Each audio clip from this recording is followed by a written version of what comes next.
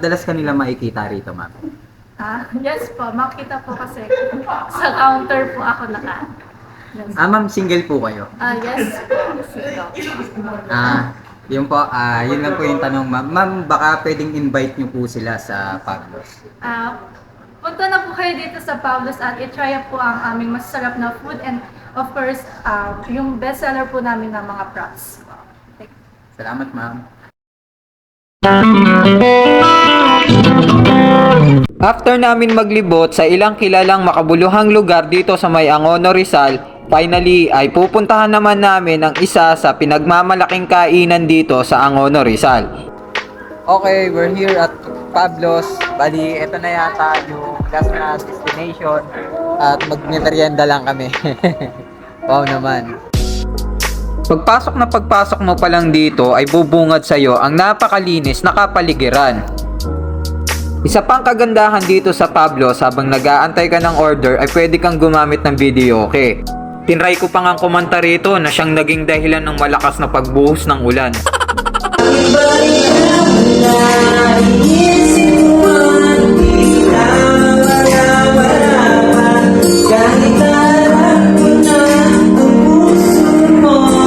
Habang naghahanap ng orderin ng ating mga kasama, isa pang napansin ko ay nangingibabaw ang kulay puti sa loob ng kainang ito. Buti na lang at may itim kami para balanse ang kulay. Ito nga pala ang menung ino-offer ng Pablos para naman may idea ka na kung sakaling isama mo rito yung buburautan mo.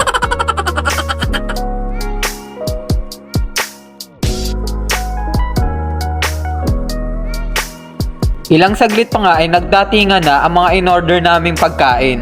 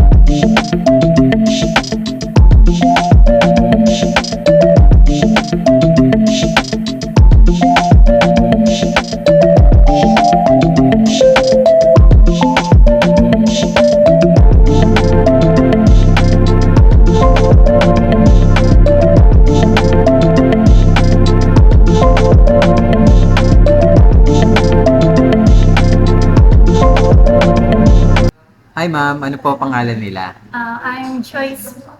Yan. Ma'am, ano po yung best seller ng Pablos? Actually, nakilala po kami sa prop po. Tapos meron din po kaming snacks, rice meals, pastas, and salad po. Ang bestseller po namin sa rice meal is beef bulgogi and chicken aloking. Sa pastas naman po is beef stroganoff and alfredo po. Sa snacks naman po is platter, nachos, and beef rolls with fries po. Ma'am, saan po located ang Pablos? We are located at 57 Gilgilo Street, Barangay Kalayaan. Madalas ka nila makikita rito, ma'am. Yes po, makita po kasi sa counter po ako naka. Yes. Ma'am, single po kayo. Yes po, single. Yun po, yun lang po yung tanong, ma'am. Ma'am, baka pwedeng invite niyo po sila sa Pablos.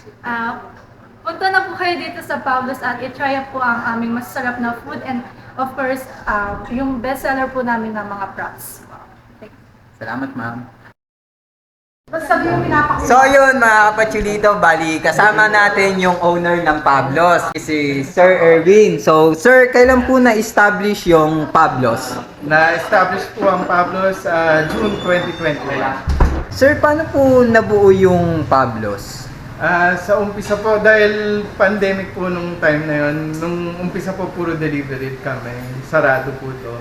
So doon namin naisip na, kasi maraming may kailangan ng pagkain po, mga nagtatrabaho, work at home.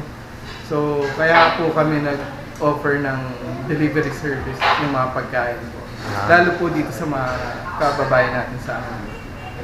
Sir, invite niyo po yung mga viewers po natin. Ayun po, ini-invite po namin kayo na pumunta po dito sa Pablos, tikman po yung mga crops namin, mga drinks. Tsaka yung pagkain po na snacks. Yan po. Solid po yung pagkain dito, sir. So, thank you po, sir. Thank you po. Thank you. Panalo pagkain. Ito po mga kapatid. Babalot na po natin yung take-out. Ano nga po yung pangalan? Joyce. Ma'am Joyce, may plastic na. Imingay mga isa-share na natin to panandalian. Ako mga nakatalikod pa sila. Busy. Yari na. Ganito yung style, kunyari, ano ka lang. Nag, Magkano yun?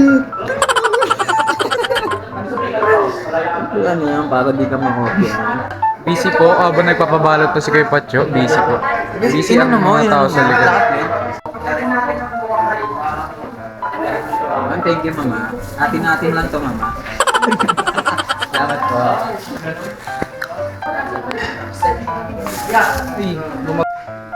So yung mga pagchulito, so visit kayo rito sa Pablos. Talagang buhay na patunay kami, yung serving nila, napakarami. Talagang sulit na sulit. Couple, tropa, or kung ilan pa kayo, punta kayo rito. Ayan o. So hanggang dito na lang itong video na to. Ang kulit na ito eh. No? Peace.